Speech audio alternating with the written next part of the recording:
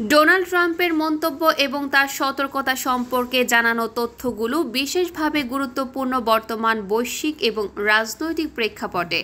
আসন্ন মার্কিন প্রেসিডেন্ট নির্বাচনের প্রেক্ষিতে তিনি উল্লেখ করেছেন যে তার পরাজয়ের ফলে মধ্যপ্রাচ্যে আরও বড় ধরনের যুদ্ধ হতে পারে, এমনকি তৃতীয় বিশ্বযুদ্ধ শুরু হতে পারে।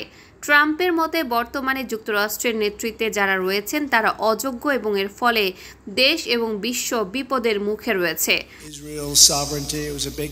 ট্রাম্পের এই মন্তব্যগুলো আন্তর্জাতিক রাজনীতিতে বিভিন্ন প্রতিক্রিয়া সৃষ্টি করতে পারে, বিশেষ করে মধ্যপ্রাচ্য সম্পর্কিত এবং বিশ্ব নিরাপত্তা নিয়ে উদ্বেগের প্রেক্ষিতে। তার এই বক্তব্যের মাধ্যমে তিনি তার সমর্থকদের মধ্যে এক ধরনের উদ্বেগ এবং সতর্কতা সৃষ্টির চেষ্টা করছেন, যা তার নির্বাচনী প্রচারণার একটি কৌশল হতে পারে।